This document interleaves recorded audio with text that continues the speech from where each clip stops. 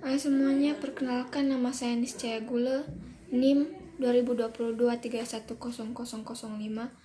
Di sini kami akan membahas tentang lingkungan mikro dan makro dalam agribisnis.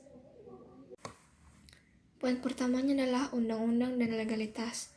Sebagai suatu bisnis yang terkait dengan pengelolaan sumber daya alam, sumber daya manusia, penggunaan ilmu, pengetahuan, dan teknologi, terlibat dalam penawaran dan permintaan, distribusi produk, aliran dan rantai dan aliran finansial, kebutuhan investasi atau modal kerja, bentuk dan struktur usaha, maka undang-undang dan legalitas merupakan faktor yang mempengaruhi sistem agribisnis.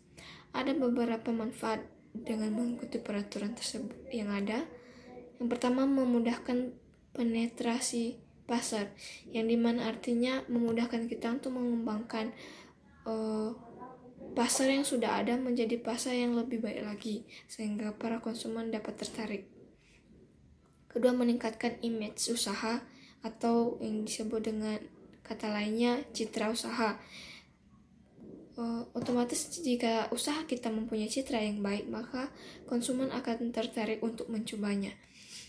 Yang ketiga, melindunginya dan memperkuat posisi produsen bila terjadi konflik. Kedua, lingkungan dan strategi bisnis. Lingkungan mempunyai dua faktor, antara lain faktor eksternal dan faktor internal. Faktor eksternal mengangkut tiga hal, yaitu faktor lingkungan jauh, faktor lingkungan industri, dan faktor lingkungan operasi. Selain faktor lingkungan, strategi bisnis juga mempunyai sistem agribisnis. Strategi itu dibagi menjadi dua macam, yaitu strategi umum dan strategi menyeluruh. Perkenalkan, nama saya Sugirin Wijawa, NIM 2022310022. Saya akan menjelaskan tentang lingkungan makro. Yang pertama, lingkungan demografis adalah karakteristik populasi manusia yang mengelilingi suatu perusahaan atau bangsa, dan itu sangat mempengaruhi pasar dan kinerja perusahaan. Yang kedua, lingkungan ekonomi adalah ilmu yang mempelajari perilaku atau kegiatan manusia dalam memanfaatkan sumber daya alam dan lingkungan hidup. Yang ketiga, lingkungan alam adalah sistem yang mempengaruhi kesatuan ruang antara makhluk hidup dan komponen abiotik lainnya. Keempat, lingkungan teknologi mempelajari lingkungan seperti kimia, penghijauan, populasi alam, dan lain-lain. Yang kelima, lingkungan budaya mengacu pada faktor di luar perusahaan yang berkaitan dengan pemerintah atau urusan publik suatu negara yang mempengaruhi perusahaan. Yang kelima dan terakhir, lingkungan budaya adalah sistem nilai budaya, adat istiadat, dan cara hidup masyarakat yang mengelilingi kehidupan seseorang.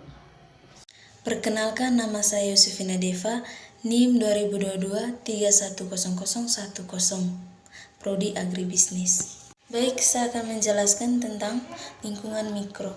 Lingkungan mikro adalah lingkungan yang terdiri dari pelaku yang dekat dengan perusahaan untuk mempengaruhi kemampuan perusahaan dalam melayani pelanggannya, seperti perusahaan, pemasok, perantara pemasaran, pasar pelanggan, pesaing, dan masyarakat. Yang pertama itu perusahaan. Perusahaan adalah struktur organisasi perusahaan itu sendiri.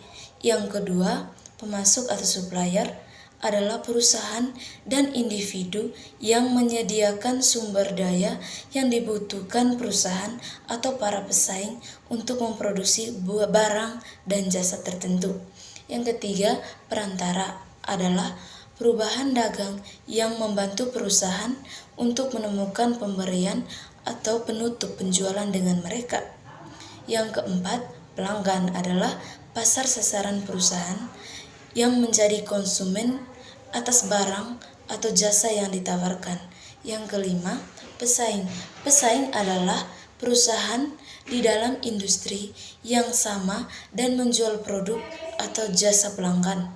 Yang keenam, masyarakat. Masyarakat adalah kelompok yang mempunyai minat atau masih terpendam atau yang dapat memberikan dampak terhadap perusahaan untuk mencapai sasarannya. Demikianlah pembahasan materi kami. Jika ada kata-kata yang salah atau menyinggung, mohon dimaklumi. Sekian dan terima kasih.